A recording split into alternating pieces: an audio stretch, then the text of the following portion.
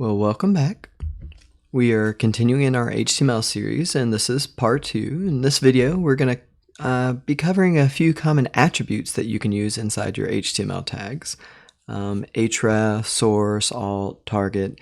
That stuff might not make sense right now, but we're going to get to those during this video. But to cover those attributes, we will need the anchor tag and the image tag. So that's what we're going to need in order to get started. So first, I'm in a blank fiddle. I need to open up our fiddle from part 1. Now you might notice that I have things arranged a little bit differently. In the settings, you can choose how you want to have your editor laid out. So I'm just using the right results right now, which is going to allow me to have the HTML code showing a little bit farther across and easily then change the size to show the results.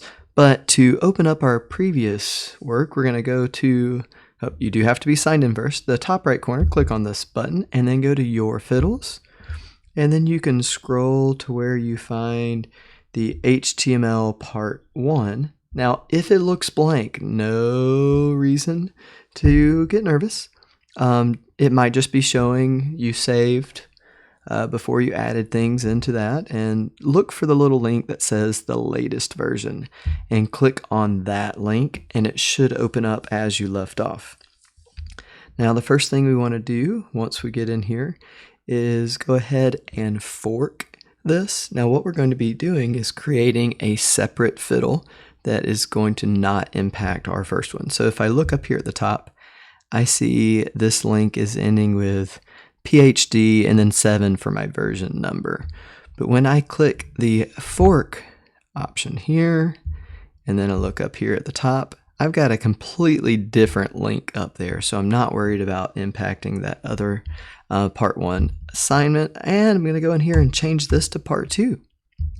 Now also I'm going to go into my metadata and I'm going to change the name here to also part 2. Now that I've got that taken care of, let's go ahead and hit save and put in our first tag.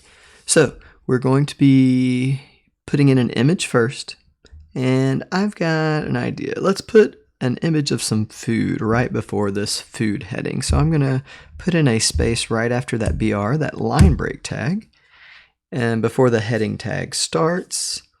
And I'm going to put in an image tag. Now an image tag is IMG, and this is one of those tags that does not need a closing tag.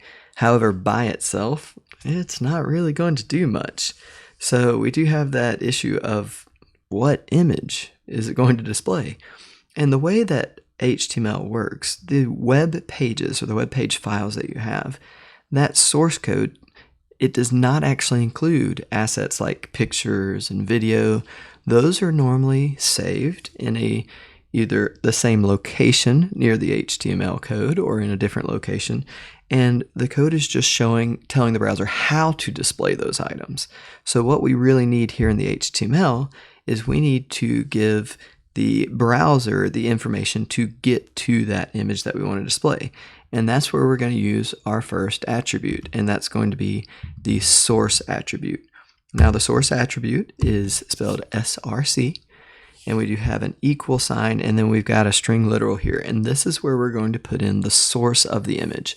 Where is that image that we are wanting the browser to display right after that line break and right before the heading? Now we can use an absolute or a relative path here. And so knowing the difference is important, especially depending on your situation. An absolute path is going to be the specific exact location of that file, whether it's on your hard drive in a certain user account in a certain folder inside another folder, or whether or not it's going to be on a website inside a root folder inside a certain folder, but we give an absolute location of where that image is. Now a relative path differs, because with a relative path, we're just going to give it an exact location relative to where this source code is saved at. So with that in mind, most websites have a root folder that the entire website, all the different web pages are saved inside one folder. And when you connect to a domain, going on the internet, you're actually opening up that root folder, grabbing the first page out of there called index, and then loading up that page.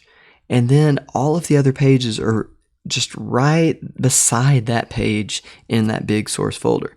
Now, you could have your images also in that root folder. And so if we were doing that, a relative path to the image would just be the name of the image. If it's located in the same directory as the source code, this HTML file, then we can just put in the name of the image right here, and that's all we need. Now, if it's in the same directory but in a subfolder or subdirectory, we would then put in that directory name or folder name and then a slash and then the name of the image. That would be a relative path. Now, since we're using this online editor and we don't have a root folder with all of our web pages in there, we're just going through and learning some basic HTML tags. We're going to use an absolute path. Now, I'm not going to do one that's on my hard drive. I'm going to do one that's on the web, so that way it's something that you can use as well. And so I looked and found a copyright-free image of some food, and when I saw a potato at the top, I'm going to be putting in one for potatoes. So I am going to copy and paste in this link, and I would go ahead and advise you when you're working, copying and pasting links in for your source is definitely advisable whenever you can do that, because sometimes the links can be rather long and misspelling or getting a typo in there could make the whole thing not work. So if you want, you can actually find your own image online to get the link and to paste in there, or you can just type what I have here if you want yours to look exactly like mine. That might be the better option, so when we continue, you know what's going on. So just go ahead and pause the video for just a moment, type in that link. It's not as long as some, so hopefully it won't take you too long. All right, now that you've got the link typed in and we're ready to go, there is one more attribute that we need to do whenever we're using an image. This is important. This is called the alt attribute. So alt is ALT. We also are going to have our equal sign and open up our quotes. And what this is for is putting in the alternate text for that image. Now I've got to say, it is possible for your website to work without this, but there's a drastic problem with it. There are people that are visually impaired that surf the web on a daily basis, but they're using a screen reader to actually read the content of the page. Now, a screen reader cannot read the content of an image. So what the alt text is for is actually giving information that that screen reader can read as someone's browsing the web. Now, this is important. It is also a law. So we do want to make sure that your website is ADA compliant. So in order to do that, we have to have in the alt text. Now, if it is something like a simple image of a potato, we don't have to have drastically detailed alt text. We could just put in image of potatoes. Nothing too drastic. However, if this is a detailed graph with data that's very important for whatever content your website has, it's probably wise to actually have a description in the website itself, detailed description describing the data inside the image. And then in your alt text, you can have something like image described in detail below. And so that way they get to understand what content they're not able to see. So in that way, you can make sure that your website is accessible to all people. All right, so we've got our alt text in there. I'm going to go ahead and hit save, and I'm going to hit run. And oh my, what happened over here? That is one big, massive picture of potatoes. Like, we can't even see the whole image there. Okay, so that is something we're going to want to fix soon. I'm probably going to take care of that in the next video. But hey, it worked. I've got my potatoes in there. If you don't see an image, this is important. If you don't see the image, then it is highly likely that you have a typo in the link, or you're having some type of internet connection problem, or that image might have been deleted or removed or changed. So you want to check your link in this source to make sure that is accurate. All right, so we've got our image there. Now let's go ahead and put in some links down here for the Target and the Quizlet and the Cool Math games. So we've already put a heading here that says links, and we've got this unordered list of list items, but they don't actually link to anything. So that is where our href attribute comes in. So we're going to need an anchor tag for this. Whenever you're putting in hypertext links, you're going to want an anchor tag. So an anchor tag is just the letter A. Now anchor tags have to have a closing tag. So you have to have the closing tag at the end. Okay, so that is designating this as a clickable hyperlink. But just like with the image tag, by itself, it's not going to do much good because the browser doesn't know what to do when someone is trying to click on it. So we actually need to put in an href tag to tell the browser where this hyperlink is referenced to, where it's going to go. So this is where you're going to, and I would recommend copying and pasting, so that way you don't get a typo. You can open up another tab in your browser, go to a website that you like, copy and paste the link right here, so you're less likely to have a typo. I'm going to go ahead and copy and paste in the link to the moving target channel. I'm going to put it in right there. If you want to get that same one in, feel free to pause the video and do that. Alright, so we've got Quizlet and Cool Math games to go. It's going to be the same thing. I'm going to put in an anchor tag with an href, and I'm going to open my quotes, and in here I need to have the link for the Quizlet site. So I'm going to go ahead and copy and paste that in from another browser tab. And don't forget to put in the ending quote for this href attribute and the ending angle brace for the anchor tag. Now on the other side here, I've got to put in my closing anchor tag. Now it's really important to close off these tags, because when you have the A tag, that anchor tag, anything inside the first tag, which the first tag is this entire thing, and the closing tag, anything in between those, that is going to be the clickable link. So they will be able to click anywhere inside this content in order to go to that website. Okay, so I've got Quizlet is in between my two anchor tags there. So it's going to go to Quizlet.com. And then one more, I've got Cool Math Games.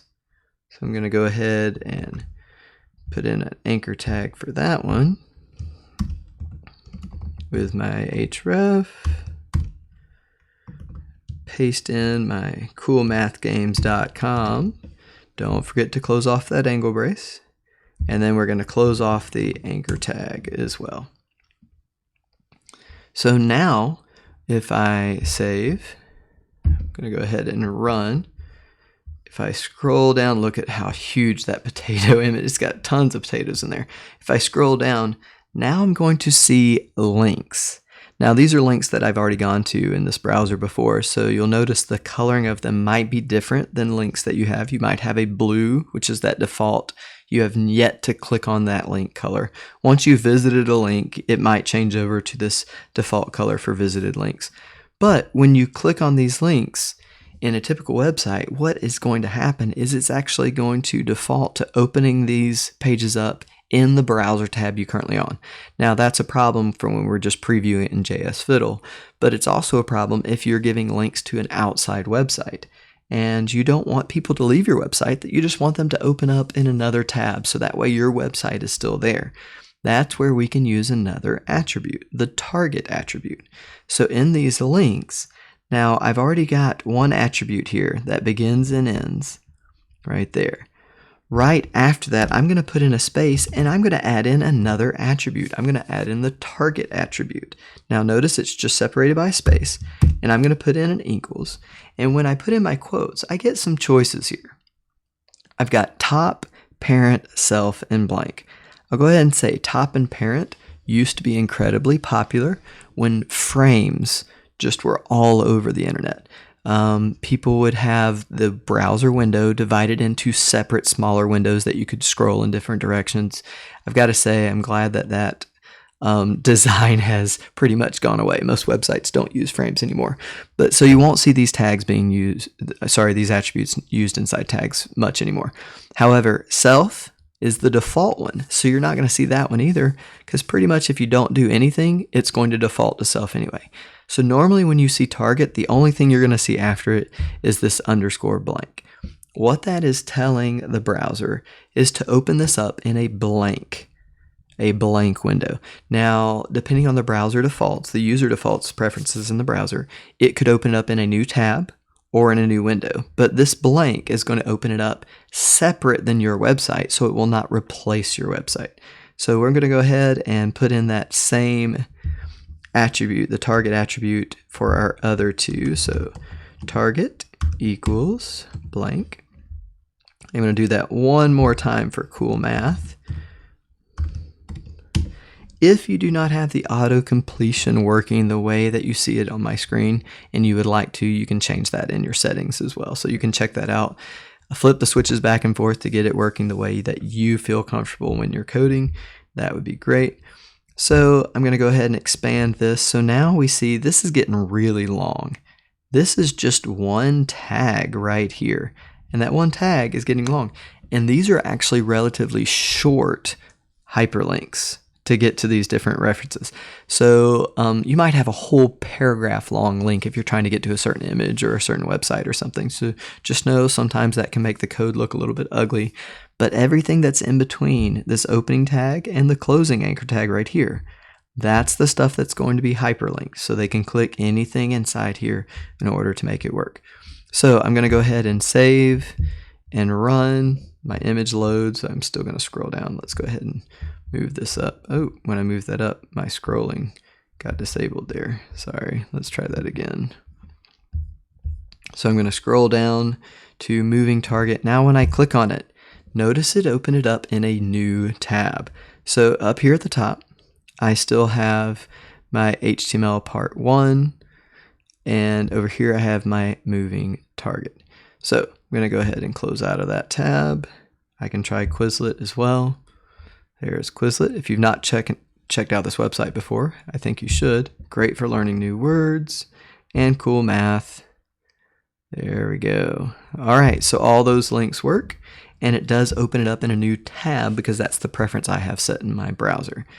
Okay, so one last thing I want to cover is it's not just text that can be links. You can actually link images as well. So what I'm going to do is I'm going to go up here to this image tag, and I'm going to put an anchor tag on the outside. So I've got an opening tag before the image tag and a closing, let me shrink this, a closing one after. So I actually have this image tag surrounded by anchor tags. Remember, anything in between the anchor tags is what is the clickable. So when I have an image in there, that image is what is going to be clickable. Now the anchor tag without the href is not going to do much. So I do want to open up that href. And for that, I'm going to copy and paste this link right here, right inside it. Now, I do know from just using this website in the past that if I'm wanting them to be able to download this when they click on it, I'm going to go ahead and just change this value at the end to true. And so what's going to happen is when they click on this, it's going to force download this image for them. So they're clicking on it, they get to download it. Now, I want to also have a target in here. With downloading, it's not going to be as big a deal, but I find it a good practice to go ahead and open up your downloads in a new tab, so that way they can go back to the other tab and continue browsing if it's a big download. Okay, so let's go ahead and save and run again. Now, when I'm holding my mouse over this image, go ahead and stretch that out more. When I'm holding my mouse over the image, it changes because the image is clickable. And when I click on it, it opens up a new tab, and it downloaded the image for me. Well, there you go. You made it through the end of this video. Well done, but don't stop learning.